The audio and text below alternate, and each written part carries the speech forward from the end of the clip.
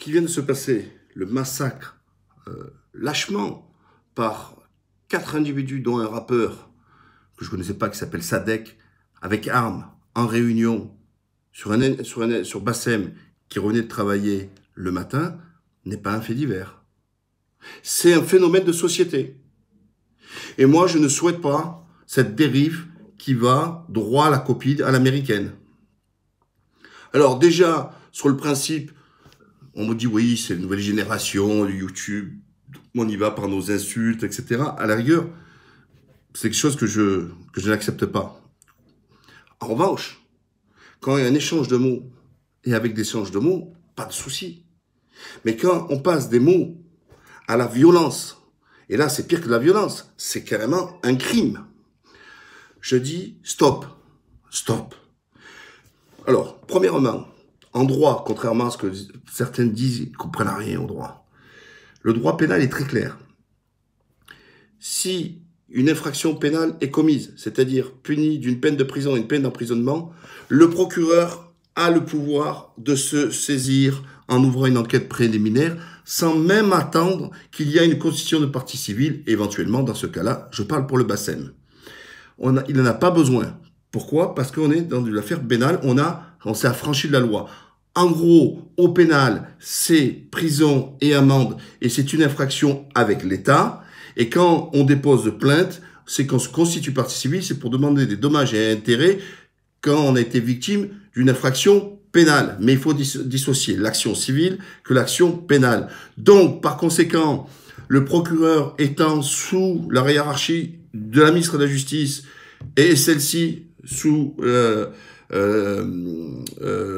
direction du Premier ministre et ce Premier ministre sous la direction de Macron, je demande à Macron donc de dire rapidement que le parquet ouvre une enquête préliminaire afin que ces lâches personnes qui ont été jusqu'à tabasser et mettre une personne en sang et que ce rappeur, le Sadek, montrant ses mains du sang de Bassem, c'est-à-dire que tout est réuni. L'élément légal, la violence en réunion avec armes. Deuxièmement, l'élément matériel, donc les faits, le mec qui reconnaît, il annonce avant, donc c'est que des circonstances aggravantes. C'est-à-dire que c'était prémédité, c'était de façon disproportionnée, et c'était fait en réunion avec armes, et qui montre après ses mains de son sang, vous imaginez, là on a tout, l'élément intentionnel, l'élément matériel, l'élément légal. Ça devrait aller très vite, cette histoire. Il n'y a pas besoin ensuite de rester 6 mois à enquêter. On a tout, puisque les autres, justement, s'en vantent. Mais c'est là que ça doit nous questionner. Et que nos jeunes voient ça. Comment des gens puissent arriver avec cette telle violence, arriver sans faire publicité et voir des gens qui applaudissent. D'aucuns disent, il a bien cherché. Mais non, il n'a rien cherché du tout. Quand quelqu'un tient des mots même condamnables, et Bassem, il n'en est pas ses premiers mots qui sont condamnables. On lui répond par des mots. On lui répond pas en lui disant on va aller en groupe et on va le massacrer. Déjà, c'est lâche. Déjà, un contre un, on va dire, c'est quand même débile d'en arriver là. Vous voyez, c'est débile. Il faut dire, il y a d'autres choses dans la vie qu'aller se taper dessus. Mais à la rigueur, dans ma génération, c'était acceptable. Voilà. Il y avait un différend entre deux individus. Ils s'arrangeaient le contre entre les deux, sans armes, sans rien du tout. Et puis l'affaire était classée. Il n'y avait pas de précédent pour personne. Mais là, cette génération de lâches qui arrive justement et que d'autres soutiennent la lâcheté. Mais c'est ça qui est encore plus grave. Certains soutiennent cette lâcheté. Voilà. Arriver en groupe pour que quelqu'un revienne du travail à 4 heures du matin pour le massacrer. En fait, j'en reviens à Macron, on va dire, mais pourquoi moi, tu sors tout ça sur le chapeau? Mais parce que Macron, il a dit qu'il va annoncer des mesures contre le soi-disant le communautarisme musulman, alors qu'on n'a toujours pas eu de président, siège social, pas de trésorier, pas de revendication communautaire, comme il dit lui, il n'y a rien du tout. Donc c'est ce fantôme, ce spectre, parce qu'en fait, quand les bourgeois blancs, chrétiens ou juifs, rue des Rosiers ou dans le 16e se réunissent, on parle pas de communautarisme. Non, d'accord. Par contre, quand 2 basanés se réunissent, c'est du communautarisme. Ben voilà, ça c'est une réalité. Donc Macron, si tu veux enrayer le terrorisme, on sait que tous les terroristes étaient des délinquants de droit commun. Oui, tous ces singes, ces racailles que Sarkozy nous avait promis de nettoyer à coups de Karcher, qui n'a strictement rien fait. Comme on voit encore à Marseille en train de sévir, où ils sont carrément propriétaires des lieux. La police, bien plus forte pour aller taper des gilets jaunes ou alors aller taper des pompiers, mais par contre, qui a la peur au ventre pour aller au combat pour la reconquête du territoire. Parce que c'est comme ça que ça s'appelle dans les quartiers aujourd'hui. On doit parler de reconquête du territoire. On doit reprendre ces terrains et arrêter de laisser générer toute cette mafia, toute cette racaille, tous ces singes qui pourrissent la vie. Et pourquoi je suis encore beaucoup plus dur vis-à-vis d'eux? C'est parce qu'ils portent le même patronyme que ceux qui sont issus de leur même quartier, qui ont fait le choix de faire des études, qui ont fait le choix et qui ensuite sont bloqués dans les entreprises, victimes justement de leur patronyme, parce que c'est le même patronyme peut-être que celui qui a fait la connerie.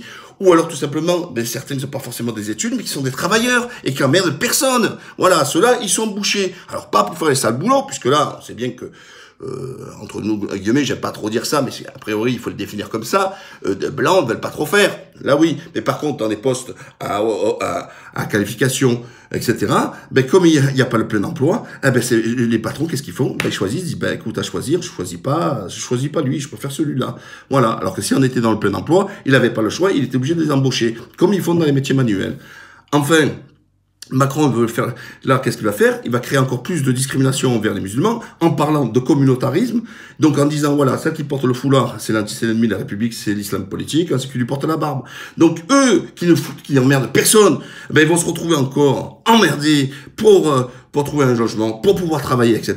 Et à l'inverse, les racailleux, eux continuent de sévir et d'emmerder toute la population. Voilà. Donc Macron, si tu veux t'attaquer aujourd'hui au communautarisme, c'est le communautarisme des délinquants, le communautarisme des racailles, qui aujourd'hui sévissent et font mal. Les chiffres sont sortis, les violences volontaires ne font qu'augmenter, la délinquance augmente, parce qu'en fait, on a aujourd'hui un état de droit qui est complètement affaibli. Enfin, je reviens encore sur cette affaire de Bassem.